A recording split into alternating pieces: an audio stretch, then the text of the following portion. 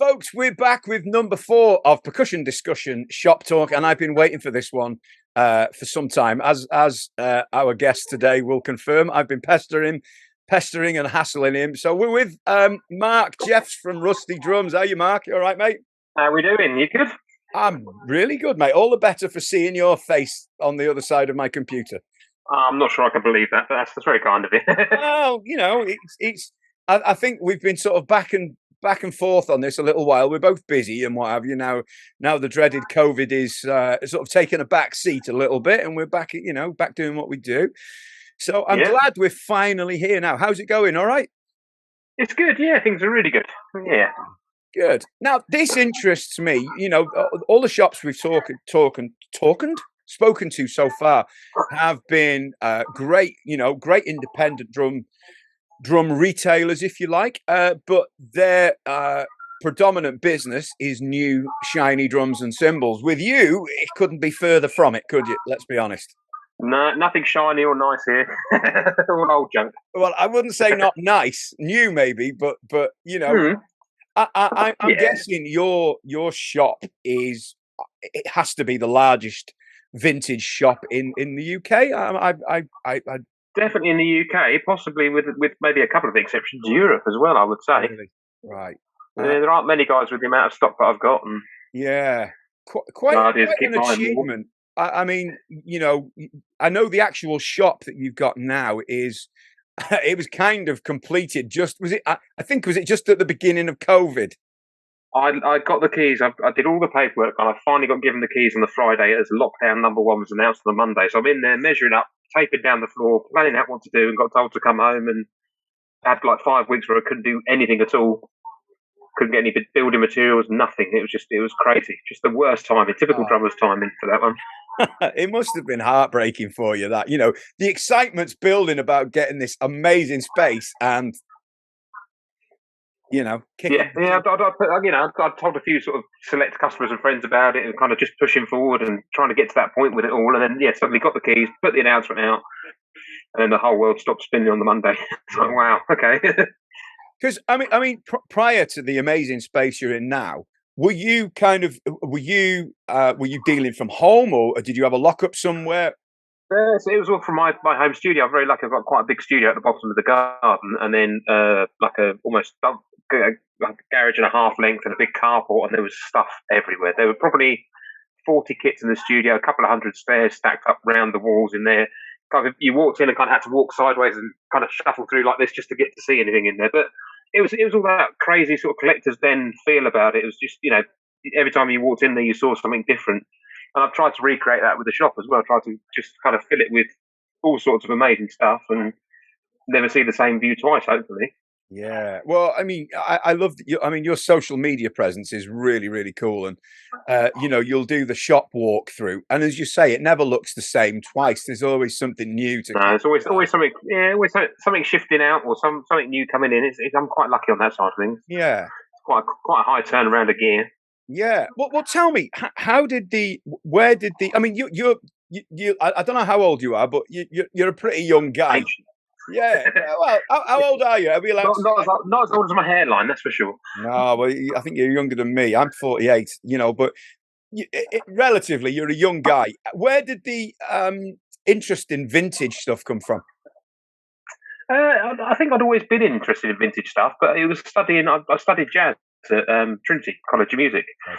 So you're down there, you're immersed in that old sort of 50s bop stuff and sort of stuff into the early 60s, and you can't recreate it on new drums. You can get close, but you can never recreate those tones. And if you're really kind of headfirst into that style of music, you've got to be into the gear as well. You've got to love the vintage drums. I think that's where it all started out from. Mm. So what was your first vintage purchase then? Can you remember? Accidentally, my first ever real drum kit was a vintage purchase. I had a Tama Imperial Star that my parents bought me from a guy who lived in the area, and his granddad was George Chisholm, the jazz trombonist. Oh, right, okay. So I had this probably an early 70s Imperial Star kit, the Zola coat toms, reinforcing rings. Quite accidentally, didn't know what it was, kind of fell apart on me as I was playing it, lugs popping off, leg brackets failing, all that sort of stuff. that was kind of my first foray into the vintage thing, unwittingly. Mm. And then from there on in, it sounds terrible. I don't have much vintage stuff of my own because I play cheesy pop covers, weddings and functions. I play a relatively, well, I say relatively modern, probably early 2000s classic maple woodwind kit. Ah, okay. So I don't actually play a vintage kit at the moment. I mean, obviously, whenever I get the chance, I take something out of the shop and play it. But yeah, well, that's the thing you've got in your favour. What shall I have tonight? You've got literally, you've got the riches there, haven't you, to choose from? You really I have been known to pull an LA Camco out or a super classic out and take them out and have a little bit of a play on them. And if you were to own your own vintage kit, what would it be? Would it be something along the line of a Camco or? I think it would be a Camco. Yeah, I love the build quality. I love the tone. The story behind it. George Way and the people that he worked with and worked for. It's just it epitomizes American vintage drums for me. Yeah, and they do sound great. Mm. So, well, look, you said about studying jazz. Tell us a little bit about Mark Jeffs, the drummer, before we get into the shop and everything else. Again, one of these things that kind of happened accidentally. My brother played tuba in a local brass band and came home one day saying to Mum, "Oh, they really want a drummer. They want someone to have a go. Do you reckon Mark could do it?" And Mum went, "Well, no, he's really shy. He's not very confident. I don't think he will, but ask him." And lo and behold, I went along and I was given a stand with an old Heisty, I think it was a 404 crash on it and a drumstick, and the conductor would point at me. When he wanted me to hit the crash, he'd do that. And 3 or 4 weeks later, suddenly there was a snare drum, and then a week or two later, there was a bass drum, and then he decided he was going to give me a few lessons on reading notation and playing rhythms, and it all kind of went from there. I went through school, studied several teachers, different teachers. When I got to upper school, because we've got a weird 3-tier system here still in Bedfordshire, we do lower, middle, and upper school. So by the time I got to upper school, a couple of changes of teacher, and then suddenly thrown into the world of orchestral percussion and learning to play tuned and synths and stuff like that, and did my grade 8 there and sort of A-level music, and then jumped back on kit and did auditions for music colleges studying jazz because there weren't any sort of popular music courses, particularly at that point. And kind of, wasn't massively, I wouldn't say I was a massive jazz nut. I played in like local big bands and swing bands and things, and then suddenly got to music college and had my ears and eyes open to the world of jazz music. And that's kind of mostly it, really. Yeah. So prior to you starting to buy drums and sell drums, which we'll get into in a minute, you were, I guess, a full-time gigging and teaching drummer, and that's what you've.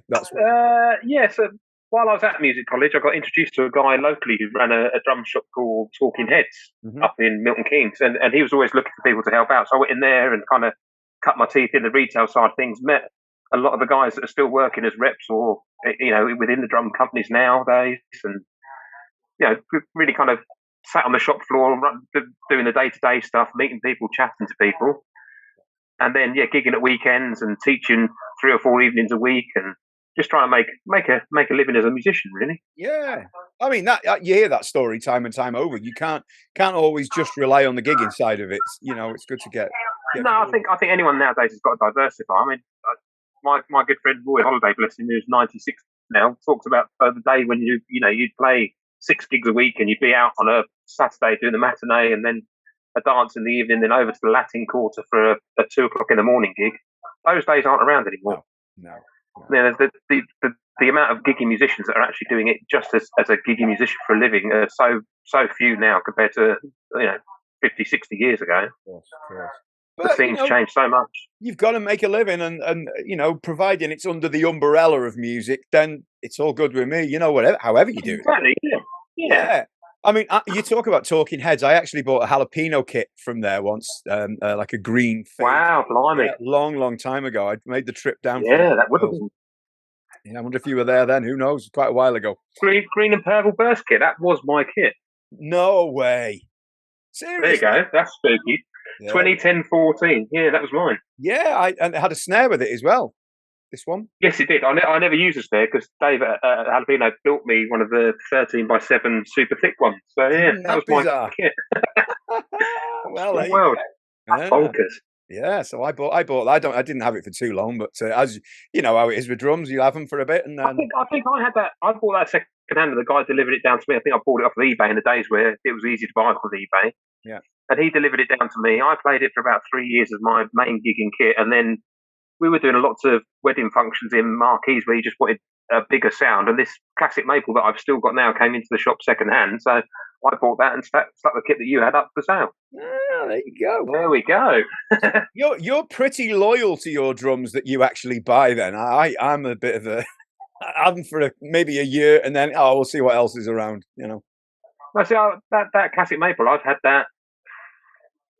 I must have left Talkin Headz 13 years ago, 14 years ago. Yeah. And I've had it since then. I had a typical thing, 22 by 14, 13, 9, 16, 16. Great. Perfect for bigger gigs. Oh, I really miss having a 12 by 8. Oh, I might have a 10 by 8 while I'm at it. Oh, let's have a 14 by 14. So that original second-hand kit and end up with 3 brand new toms. And, yeah. Costing a fortune. End up just using them. Costing a fortune, using a multitude of different setups and trying to do different things with it. Yeah. And every now and then I take it out and go, well, I could just sell it and get something else and just use something else in the shop and think, well, no, it does the job. It just does what it needs to do and I'm not too precious about it. Yeah. And I guess if you're having to go raiding the shop, then you've got to find cases, you've got to do this, and I suppose it's just easier to take up a cased kit, chuck it in the van. Or you'll get out and you go, oh, I forgot to pick up the floor tom next, or something silly like that will happen. Yeah. It's like, oh, damn, yeah. Yeah. But so obviously, let's move on a little bit. Obviously, vintage drums and cymbals and hardware is your thing. I know there are a few new things in the shop, new, but they're kind of boutique-y kind of makes and things, but with an old vintage kind of flavor to them. I mean, so how did you get into the buying and selling first of all? Because it's pretty. I think it was just from being in the drum shop, from being in there, and that typical thing with vintage gear as well. You'd see someone coming with let's say a 400, and you would know who'd owned it before, who'd bought it before that, and I'm very much into my American cars and a bit of a petrol head as well. And it's the same thing. If you turn up to a car show and you've got a car and it'd be your pride and joy and you spent loads of money on it and done things, and someone goes, oh, that's Dave's old car, you kind of feel a little bit deflated by it. So I'd seen these vintage drums come through and I bought a few bits off of eBay and bits and pieces like that and sold them through Talkin Headz at the time. And there was another chap that sort of re-wrapped kits and bought them in, and we dabbled with that and had a bit of a vintage corner up there. And I just went, well, I had a friend, an old school friend that had moved out to America. I'd bought a 69 Mustang just after my dad had died, and there was just everything kind of fell into place at the right time that we just had to go. And the first container that we shared and brought over, I think I had 6 kits and maybe 8 or 9 snares in there. Set up the Facebook page, and 4 of the kits kind of sold before they'd landed. And went, oh, there might be something here. There might be, this could work. Went to the first NDF up in Birmingham, National Drum Fair, as it was then in the sports hall. And the first time there had typically, as with all these containers, we missed the container by a week, and so I did a flyer, and I had about 50 snare drums about to land.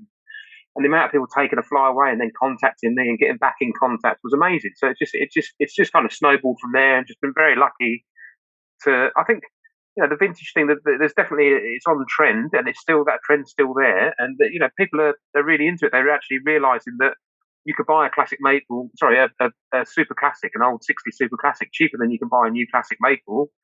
So typically with a Gretsch kit, you could buy an old round badge, probably cheaper than you can buy a new broadcaster. So why not invest in something that's going to be worth more money?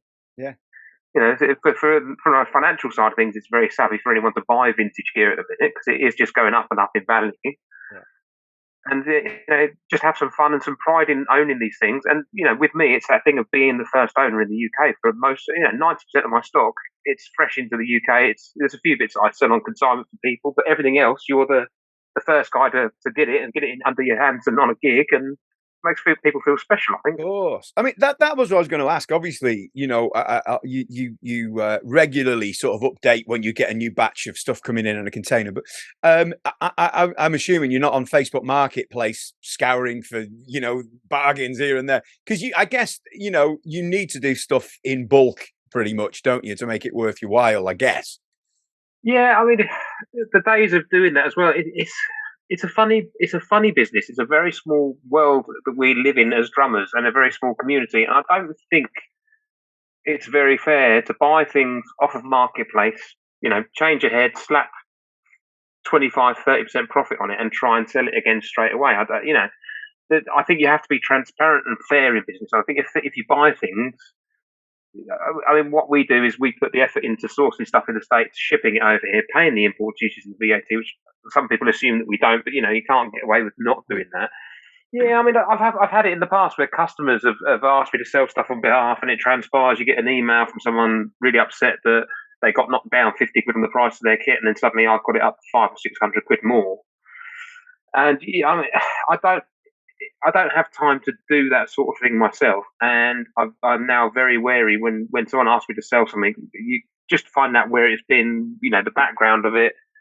There's always that thought in the back of your head about stolen gear or shifty gear, but even more so now, when someone's bought something to flip it quickly, I'm not interested in that market at all. That's not my business plan. That's not what I want to be doing. Yeah. Yeah. So yeah, the days of sitting on, I mean, you used to do it with Craigslist in America. You used to sit on Craigslist and go through all the ads on there, but that seems to have dried up the same way Gumtree has. People aren't putting genuine adverts up.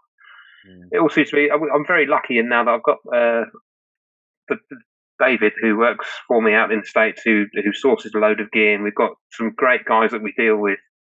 Some of the shops that you were mentioning earlier, that we buy stuff from guys at Wood and Weather and Hawthorns and from Nelson's, and there's a few other sort of big collectors that will start messaging this time of the evening. Phone starts to light up. Do you fancy one of these? Have you got one of those? How about 6 acrylites or 4 400s? And I'm in a very lucky position now where I can just say yes to a lot of stuff. Yeah. People come into the shop, how do you choose? I can't decide which one would you choose? So I'm in a lucky position that I don't have to. I can go, well, if a super classic comes up and I want it, or a 60s Slingland kit or a Radio King or a round badge, I just buy it. I mean, in the hope that, I live vicariously, that I get to own it for a little while till the next owner comes along and takes it off my hands, and, it's fun. Do you know, I've often wondered how it works. So you've got somebody in the States who kind of keeps an eye out for stuff that would interest you. Yeah. Oh, that's because I know you go to the Chicago Drum Fair annually. Well, obviously for the last few years has been a bit strange, but I guess this year would have been the first one for a few years. This was the first one back in 3, yeah. So yeah, try and get over there, and that's only something I've done over the last few years. It's that difficult thing. I still teach 3 days a week in schools at the minute, right? And trying to justify having a week off when you're self-employed working in schools, literally 2 weeks before half term, it kind of grated on me a little bit. It's like, I don't think I could do it. And then when I finally got out there, and you get to meet all the guys that you deal with through Messenger or Facebook or WhatsApp or anything, and you sit down, and I don't drink, but you sit down and have a few beers and a plate of chicken wings with these guys, and suddenly you realise you all do this because you all love drums. It's a real brotherhood of guys, and it spans the generations as well. There's the younger guys out there that are doing it in the States, and then you've got the older guys that are collecting as well, that are in their 70s and 80s, and we all talk about drums with the same passion, the same love. And it's something that I wouldn't miss now. That shows a pilgrimage every year, definitely. Yeah, absolutely. Oh, you mentioned the food. I remember you putting up some of the. I didn't see food for the first. I didn't see any drums, I should say, for the first 2 days. It's that funny thing as well, because Chris Rusty Drums is not me. It's not Mark Jeff's drums. It's a completely separate entity. Trying to keep my very boring Facebook profile, where I just put pictures of my kids, my cars, and food, separate from the Rusty Drums page. Yeah. So it ends up being a lot of food porn and nothing wrong with that, of course. No, of course not. No. So, would you, do you actually buy stuff from the Chicago Drum Fair? I guess you make contacts there, and yeah, I mean, it's one of those things. We always go over with a big wad of money and tend to spend it all. Yeah.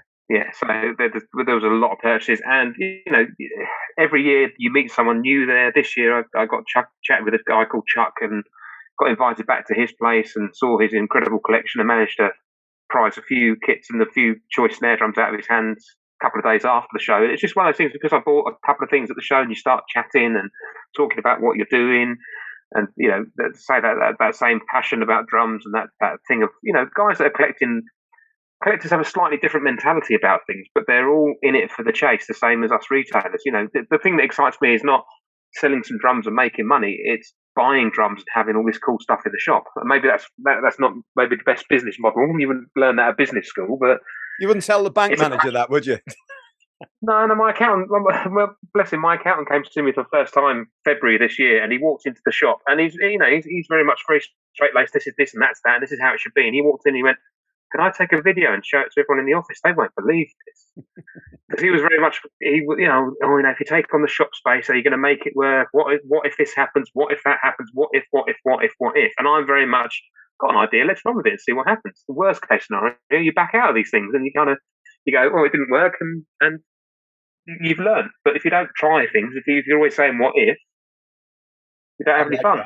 Yeah, if the worst happens, you've got the best collection of drums in on the planet. Well, that's the thing as well. I'm not waiting for one of the distributors in the UK to knock on the door and say your 90 days are up and you owe us money on these things. It is all paid for. Yeah. So scarily. When you're a guy over there, do you personally kind of look over photos of everything, or do you take his word and say, yeah, we'll go for whatever you suggest, or do you kind of have a look first and kind of give it the green? A lot of times, I just let him run with it. He knows, he's been around. I mean, he used to work for CNC Drums. That's how I met him. Right. So when my original business partner decided he was moving out of the States and going to Australia, I travelled out. I went down to see CNC because I was doing a lot of work with them at the time. And he said, I love what you're doing with this. I'd love to get involved. I said, well, great. You buy the drums. I pay you for them at the end of the month. And when they sell, I give you half the profit.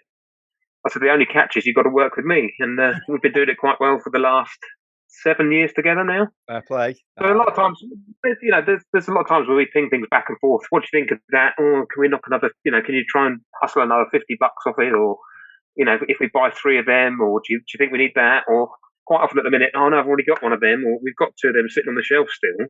Yeah. I mean, this morning's conversation, he goes, you must have about 20 acolytes. So I was like, no, I'm down to 5. I've got 5 left in the shop. It's like I need acolytes. They're the bread and butter because I'm still the anti-drum shop. I don't sell sticks. I don't sell heads. Yeah. I'm not interested in that kind of that squabbling part of the market where everyone's trying to get 50p off and travelling to the post office. Acolytes and 400s are my staples, my bread and butter. They're the things that I sell that keep the shop ticking over, sort of thing. That's amazing to hear. It really is. I mean, I love Acrolite. Is probably the Acrolite and the Cosmic 21 are my 2 favorite snare drums. So yeah, there we go. Simple as. Really interesting. And do you excuse me, do you still get that buzz when you get your container through? And I guess you have to go and pick it all up from wherever it may be. Do you still get that buzz when you get these these old gems? Yeah. I am just a fat kid at Christmas, opening the boxes and seeing what's in them, and because a lot of the times, I mean, the stuff that we bought in Chicago in May is still unfortunately sitting in Florida, so that won't get here till late September, early October. Yeah. And the quantity of stuff we bought, someone asked me the other day, well, what's in there? And I went through. I know the life's led by a spreadsheet here. David, my business partner, does this fantastic spreadsheet with everything we bought and everything we paid for, and I went through it and updated the coming soon page on the website and went, oh my God, there was stuff I'd forgotten we'd bought. Yeah. Rare drums, single ply 40s drums, and a couple of kits in there that I'd completely forgotten we'd bought since May. And and when this stuff turns up, you start undoing the boxes. Oh, what's that? And suddenly you're opening a kit you'd forgotten was in there, even though it's there on a spreadsheet, it's there on a piece of paper in front of you. But that's not the same. Is it? It's not the same. And it's. I love drums. That's it, pure and simple. I love drums, and when you're unboxing this stuff, you're always going to get excited by it. Yeah, of course. I mean, let's talk about the space, the shop. I mean, you're very into the Americana thing. That's no secret. Yeah, very much. And the kind of it's influenced in the shop. It looks cool as well, doesn't it? It's just got a whole, Tell us about it's. I do joke about it that it's a bit of a I've got my hipster corner and everything's scaffolding boards, but it's just right for the drums. It just kind of it works. The first things I bought when I knew I was moving into the premises were a big green leather Chesterfield sofa and a Leedy 1954 Leedy knob tune kit. It's like I need you need some centerpiece kits. You need some stuff that you're not going to see anywhere else. Yeah. Also need somewhere to sit and have a cup of coffee and. It's someone walked into the shop one day and he said, "Oh, is it a shop?" I said, "What do you mean?" He goes, "Well, there's no counter, there's no till, so it's not that kind of shop."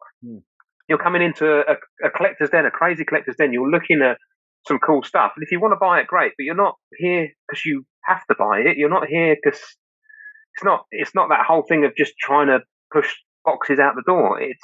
finding something that speaks to you, something that you're passionate about, something that you love. It's And like, I don't have to have a counter there with yeah. your sticks and your moon gel and your snare weights and stuff like that. It's I'm very lucky. I work with some really cool guys like Roots EQ and Lowboy Beaters, and there's the guys from Tackle and Dragonfly, and I've got some really cool stuff, some really unusual stuff that comes through. That for a lot of it, I've been the only UK retailer, so you can't get it anywhere else. So you make the pilgrimage up or try and pin me down with an email to get a hold of the stuff.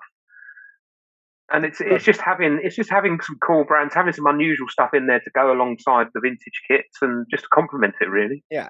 It's like going into a museum where you can buy the artifacts, isn't it? That's it. It's exactly it. Yeah, you come in thinking you want one thing as well and leave with something completely different because you've used your ears and your heart's led you. And that's the other thing with all the kits there. You have people, oh, do you mind if I play this? I like, well, I don't. With the best intention in the world, I don't have time to go and sit down there and play all 180 drum kits that are sitting in the shop. I try and get some demo videos done here and there when I can, if it's something that's exceptional or unusual. But a lot of the super classic things like that, what it's going to sound like. Of course. So I try my best to sit down and do a 60-second clip with as many kits as possible. I did it the other week. We went through, because I've got a lad Jack that's helping me out at the minute. We went through the cymbal and gongs. I've probably got over 220 cymbal and gong cymbals at the minute. So you photograph each one. So you take 4 or 5 photos, then you do a 30-second video. They're all sitting on my phone waiting to be uploaded to YouTube, and I've lost the list of what order we did them in. It's like, oh my, I've got to try and work out from the photos of the video clip which pair of hi-hats it is. If it's a pair of 14s, 15s, or 16s, Holy Grails, or American artists, and it's like, it's just baffling. It's oh my! How many kits did you say you generally have in stock? Did you say 180? There's about 180 kits in the shop at the minute. Yeah. Wow, it's just incredible. I mean, nobody has stock like that. Nobody. No, and it was a really interesting thing when I was building the shop and moving all the stuff in. I've probably in the last 2 and a bit years I've been in there, probably expanded by 30-40% on what I used to have. But even so, when I moved everything into the shop and started putting it out, you typically through COVID, every other drum shop was doing a Friday video or a Thursday video and showing you what they got in stock and just showing you they were still there and what you could get hold of. And I'm looking at these shop videos going, well, that's cool. It's got a couple of those, but everything else seems to be, and it's where the market is. There's a lot of middle range stuff. There's a few guys with top end stuff, but no one's physically got the amount of stock. When we counted the other day, there were over 300 snare drums. Amazing. It is baffling. It's absolutely baffling. I do look around some days and go, that's a heck of a lot of stuff. But like you say, it's all paid for. You're not getting a bill at the end of 90 days, as you say, or whatever it is these days. There's no stocking commitments. It's your thing. It's there. I mean, hats off to you for having the balls to do it. I think I'm just mad. I think that's what it is. I think I'm just nuts. Good mad. I mean, yeah. And I've often wondered. Obviously, you buy from America, which is great, as you said. It's always fresh stock into UK. And obviously, getting over here is not cheap, is it? I mean, I dread to think what a container costs to bring just to ship it alone. I mean, and I bet it's gone up as everything else has. Oh yeah, definitely. Yeah, it's definitely on the increase. It's still on the increase. Yeah, and you've got to pay your import taxes, and you've got to make a profit. I mean, is the stuff in the States when you buy it bulk, you can obviously still buy it cheap enough to be able to do that? Is it getting harder? It's definitely getting harder. There's definitely less. When I started doing this in 2010, and you went on eBay, you could buy a Super Classic for $900. Yeah. You go on eBay and look at Super Classics now; they're $2,500 plus. It's very rarely you find anything under that sort of price. Yeah. And there's two mentalities. You've got the collector's market. You've got the guys that want the absolutely pristine, still got the original heads on, never been touched. You've got the guys that just want stuff to sound great. And there's a few guys in the middle. So you can buy, if someone's doing a deal and they've got a load of kits where the tom mount's been moved or changed, you can buy them and there's a finite amount of profit. And then you buy the big ticket items, the big collector's items and the rarer kits, and there's never as much markup on them, and there's never as much of a profit margin there. But you kind of take the good with the bad, and you just try and make it flow. It's one of these weird things when I talk to people about sales. It's never about profit; it's about cash flow. Yeah. If I sell a kit, that money just goes to buying another kit or a few snare drums. It's not, oh great, well I'll take that out and I'll go and buy something or go and do this. It's always just kind of juggling it from selling it to buying it again. And it's just that circle the whole time. I mean, this is fascinating because unlike probably any other shop in the UK, there are a few exceptions. I know there's a few people who sell vintage stuff, but not to this extent. It's a totally different conversation because obviously, you know, we talk about stocking commitments and we talk about different things, you know, which brands. Yeah. It's totally unique, isn't it, really, with yourself? Yeah, completely. You know, I've had a few brands in that I've tried some boutique stuff, some unusual stuff, and you kind of get it in and you go, like, it's not selling, it's not working, it's great product, but there's no presence with it. And unfortunately, that's the thing with a lot of stuff now. It has to have social media presence. There have to be people seen playing these things. And you can get caught into that trap of then you're trying to generate it, you're trying to do it from this side. And it, you know, especially with American brands, it doesn't always work like that. But it's being very careful in what you stock as well. It's being selective in what comes in and just trying to be sensible in where you think the next little curve's going to be. I was very lucky with CNC when I took that on. You know, they were massively on the increase. You turn Jules Holland on every week, and there'd be every other kit was a CNC kit. Had some, you know, I dealt with a lot of UK artists. I was very lucky on that side of things. And then it got to that point in 2017 where things kind of fizzled out a little bit, and the commitment wasn't there to making artist kits, and it just kind of at that point I went, okay, I'm going to have to, as incredible as the drums are at the minute, I'm going to have to step aside from it and just wait until they've sorted their stuff out again, because I don't want to be tired of that brush of taking 50% deposits off of guys for kits and the kits never turning up. Because that's not fair. Everything, you know, and I still get emails today where people say, oh, if I come to the shop, is that kit on the website? Is it actually there? And it's like, yeah, everything on my website is physically in the shop. You know, you look at the photos, everything's on the same backdrop, everything's in the same outside in my garden on the decking still with the gates. You know, so but there's that brand identity that you recognise where the stuff is. So you've kind of got that knowledge that you know it's in the UK, you know it's already here. You're not going to turn up at the shop and go, yeah, that's somewhere else. That's in storage. That's in a lockup. That's not here. Everything's Chicago. There and accessible. Yeah, it's still in Chicago. Yeah. You know, I admire you so much doing it and having all this stuff. And I mean, it's keeping alive that vintage thing, isn't it? It really is. I mean, you know, I can rarely go and afford some of these stuff. I've kind of got everything I need. I know I've bought a few things from you in the past, but I love looking at it as much as I do. It's just nice to see what's there. And, you know, some of the it's that chase mentality. It's looking at it and going, oh yeah, that's nice. I could see myself, or I quite fancy one of those. Or it plants that seed that maybe if I sold this or did that, I could.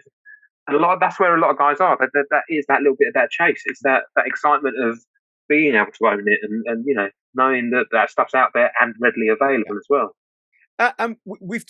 You've touched on best-selling stuff already, and that's you know, as I thought it might be, 400s and acrylites. It's pretty much standard stuff. Great stuff's always going to sound good. Any other like surprising stuff that's bestsellers? Anything that might go, oh, that's interesting. There's been a few things where I bought them in and gone, I don't know if that's gonna, you know. There's things that I get excited about. There's things my business partner David, he loves like the Juco drums. He loves that sort of stuff. And every now and then you buy something. And I had a Radio King kit a little while ago where all the paint had kind of pretty much flaked off. And I got it and not stripped it, but got the paint back to where it should be. Took it to my friends who run a body shop, who clear coated it, and we polished the hardware up, which took a lot of the nickel hardware up and showed the brass through it. And it looked a real kind of rat roddy kind of kit. And it got snapped up straight away. And, you know, you got about 25 people asking about it. And as soon as it was one of those kits that had gone into a studio, it came back out again after being used for about 2 years. And again, got snatched up straight away. But you'd look at it when I first got it in and think, it's, you know, it's knackered. It looks a wreck. And suddenly, again, shot a clear coat over it and a bit of a polish, and everyone's going bonkers for it. Amazing. I mean, you get a few celebrity customers through as well. You know, I don't know if you want to mention any names. If you don't, that's fine. There's a I'll give you some initials. AS, I know, is a fan of your shop. AS. Well, I don't know whether I can. Well, you stumped me already. Ash Sohn. Oh yes, yes. I He's know had Ash. a couple of kits off me. Yeah, I've got one of his Sakai kits in with me at the minute for sale as well. Cool, cool. Yeah, because I mean, I think I saw him. Um, excuse me, at the UK Drum Show a couple of years ago, and he picked up a nice. Was it a Gretsch, like a 14x4? The Max Roach, which he calls the fat roach, because he Yes. detuned it and did the complete opposite. Yeah. And then, funnily enough, I got an almost identical drum in, and the first person to message was Ash. He's like, "Is that the same as one I bought from you?" I was like, "Yeah, cool, I'll have that too." Well, hey, why not? Why not? But Yeah, when you've got people like that coming and buying from, and I'm sure there's others, you don't have to go into names, but there are, aren't they? Because you say you're I'm pretty. very lucky. I deal with a lot of world tour artists, a lot of big recording names. It's quite incredible the guys that I deal with on a daily basis, and And I'm it's guessing. still baffling. Yeah, I'm guessing you do hire as well, because not every shop can cater for. I want a Radio King, and I want this whatever the kit might be, and there's 90% chance you're going to have it. So I guess. And that's one of the things we do a little. We've got a little bit of rusty rentals. We've got a few sort of stock kits that kind of go out quite regularly. Hmm. But there's quite often I'm doing some stuff with Nothing But Thieves at the minute, and they're building a studio. Could you drop down 3 or 4 kits? We hire them for a week, and at the end of it, we'll probably buy one of them. So, well, that's an absolute no-brainer. Of course, I'm more than happy to come down, set them up, tech them, get them all tuned up, in place, ready to go. Yeah. I did a very similar thing at Real World Studios at the beginning of the year with a very big band, and they hired 6 kits off me. And at the end of it, he wanted to keep one and an acrolite, and then emails a couple of days ago, I need 5 more acrolites because it's now my go-to, my favourite drum. Yeah. Can you source me another 5? Yeah, of course I can. Yeah, no problem. No brainer. And you see these drum kits suddenly turn up, even though they're Yamaha endorses or Gretsch endorses. These kits turn up in videos, and I'm very lucky. A couple of the guys that I work with who are working with some of the biggest names in the industry at the minute, and I'm there teching, tuning their drums, which always scares me. Yeah, well, Some I of the things can imagine. you get asked to go and tech things. You're like, well, I think I know how to tune drums. But what if I get there and I don't?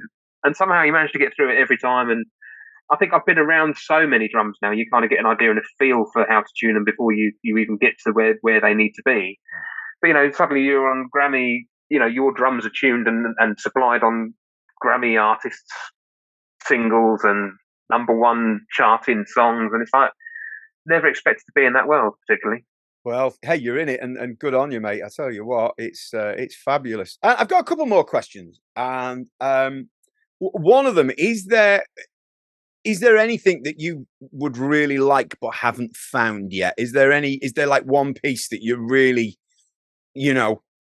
like the holy grail that you haven't had? If I didn't say that I wanted to find a Spirit St. Louis duplex drum, I would, bless him. I've known Roy Holiday since I was about 12. Watched him playing drums as I was growing up. As I started playing drums, he was there locally playing all the big band gigs, all the jazz gigs. And at 96 years old, he turned the other day and said something about drums, because we chat quite regularly on the phone. And he turned and said, well, if you ever found that Spirit of St. Louis, and I did, maybe 5 years ago, first Chicago show, there was one there, and I should have bought it there and then. And I've quite happily just give that drum to Roy, because that's something that he's always hankered for. He's always wanted to have, and it's kind of one of those things. And I certainly get the rare finishes come through, some of the unusual finishes. I had a beautiful copper mist Gretsch round badge come in a little while ago that you just don't see them very often. I've had some really amazing satin flame kits that Simon Wagstaff has had off me. I bought a charcoal satin flame Slingerland that's never been catalogued. It was never a catalogue finish. I had a beautiful Camco Peacock Sparkle snare that was never catalogued. And those sort of really unusual things, it excites me every time we see one. Yeah. One of the guys I deal with up in Wisconsin's way was messaging me yesterday and sent me a load of pictures. And there's 2 1920s hand-painted windmill bass drum heads on bass drums. But I don't even care what the bass drum is. I would just love to have one of those heads and have something like that in the shop. Yeah. There's some really cool stuff out there still. There's stuff that you kind of go, I'm never going to get one of those. Citrus Mod. Trying to find a Citrus Mod Ludwig kit. I've had psychedelic reds, I've had mod oranges, never had a Citrus Mod. And you kind of think, well, how much of that is me chasing that because I want to say I've had it and tick it off the list? And would you actually sell it? Would it actually go through the shop? I've had a couple of the Birdland kits, the Cadillac Green with gold hardware Birdland kits. They're really unique things, really unusual things to have. Wow. I tell you what, it's like I need to I need to make the pilgrimage down and give you a visit. I mean, and speaking of that, obviously you say you teach 2 or 3 days a week. So how many? When is the shop? Is it appointment only, or is there days when it's kind of open?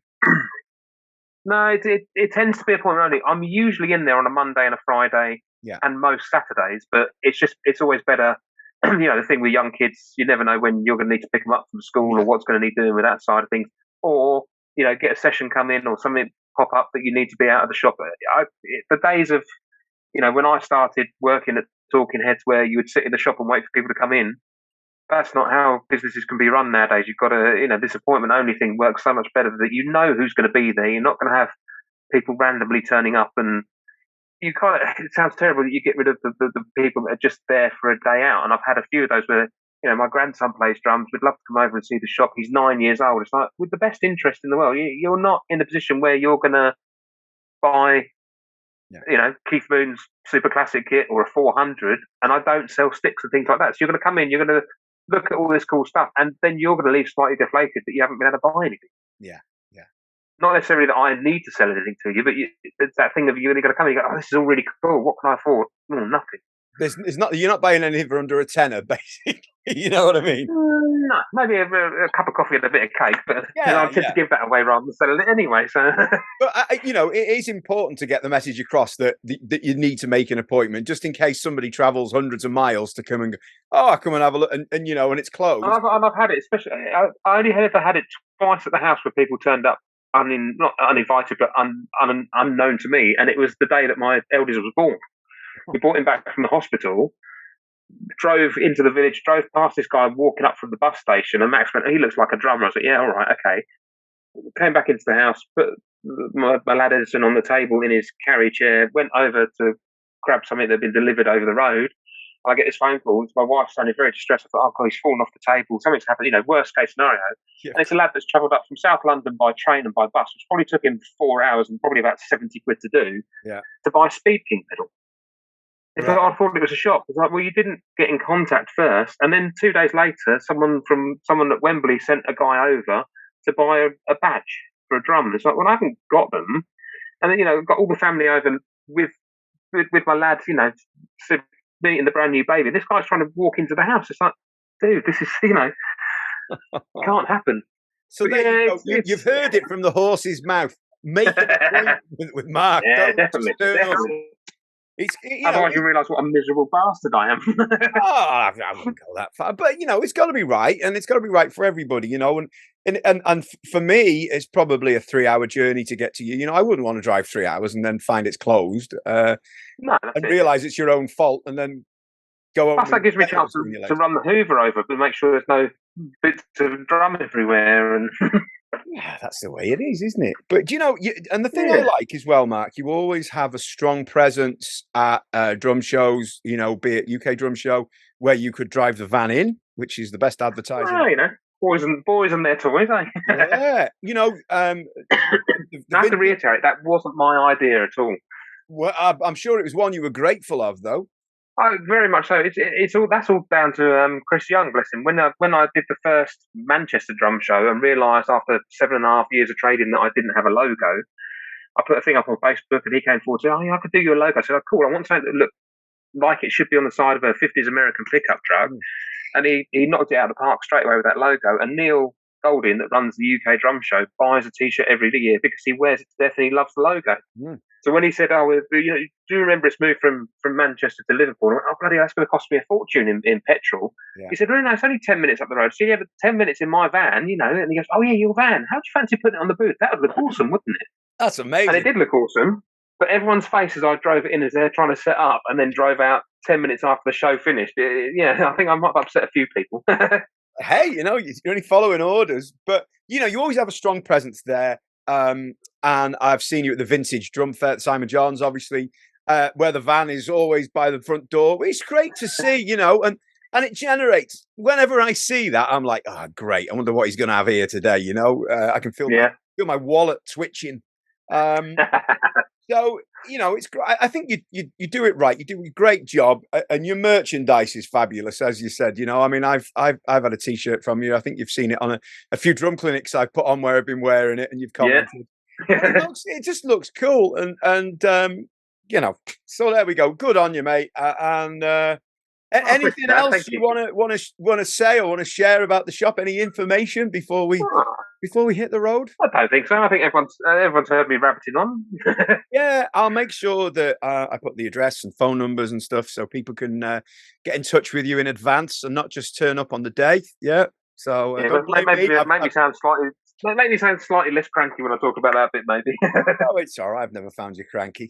Not yet, anyway. So maybe after this. No. But look, mate, thanks so much. It's been a pleasure. It's really been fascinating. As I say, it's different to any other shop. As you say, you're not going to turn up. I need some new heads and sticks and moon gel. You're not the shop for that, and you're very open. That's the crazy thing. I am. Technically, I'm on the same level of discount as Wembley and places like that for Remo. I am a main Remo stockist, but I don't have the time or the interest in putting it on the website. Yeah. Heads are there for me to put on drums to make them look fresh and new for guys that are doing sessions and stuff like that. But if I know someone and it's someone I want to deal with, if they come to me and say, "Can you sort me out some heads?" I'll always do them the deal. Of course. I just don't want to spend half my life in front of the computer screen listing every variant on a coated ambassador and a coated emperor. Yeah. And it's very much, it's difficult with the website as well. I did the whole thing protection racket, and it's like, great. I always had a protection racket deal through Dean. When Yamaha took it over, become a dealer. I said, great, I'll order some cases. Cool, you get this much discount, and if you put this encrypted video on your website, you get another such and such percent. It's like, all I want to do is buy cases to put drums in. I don't want to have to start subcategories on a website and put in encrypted videos and dealing with all that sort of stuff. Yeah. We want the path of least resistance. You want to get cool stuff in, and cool people come and buy it, and that's where it needs to be. That's good. And just so folk know, do you do? I know it's a pain, but if people are the other side of the UK, do you do mail order on kits and stuff? Obviously, I'm sure you're trying to avoid it if you can, but no. Do you know what? Probably 45% of my business is still mail order. Okay. Well, this week I've shipped a kit out to Slovakia. I've got one going to Austria. There's a 28-inch bass drum going to France, which is going to cost me as much in shipping as the bass drum does. But he said, "Where else am I going to find one?" And I said, "Well, yeah." So I'm more than happy to ship stuff out. And there's usually 6 or 7 packages a week going out. Yeah. All over Europe. The stuff gone back to America. I've sold American kits back to Americans. Really? Yeah. Bonkers. Yes, but I'm always more than happy to ship as well. But that can be make or break, can't it? If somebody's got to drive 6 hours or 7 hours and they don't want, The whole thing with Brexit, I really noticed with Brexit there was a big difference with sales, because suddenly all these guys in Europe are going, "Oh, well, the UK is too expensive." Yeah. But slowly and surely it's all crept back, because there is nowhere else in Europe with the amount of stock that I've got that's readily available and sensibly priced. Of course, yeah. Well, look, mate, this has been a real pleasure. Thanks so much. I've really enjoyed it. I hate the sound of my own voice, but I've enjoyed the chat. Well, I'm the same, and I try not to listen back to as much as I can help it, but it's been fantastic. So thank you. I did that one for the Washboard Resonators. I did a similar sort of chat with them a little while ago, and as I turned up to Chicago, there were 3 guys there that all came up to me. "Oh, I listened to your podcast." I was like, "Oh, wow, okay. Wasn't expecting that." So it's amazing how far these things reach and who listens to them as well. Absolutely. Well, they're worldwide. They're not something that's just going to stay in the UK from the very nature of wherever it is. So and you get to see your mug on YouTube as well as another option. So there we are. So, that's unfortunate for everyone, isn't it? We look like a coconut shy between us, don't we? Cheers, Mark. It's been a pleasure, mate. Thank you so much. Pleasure. See you soon. No worries. That's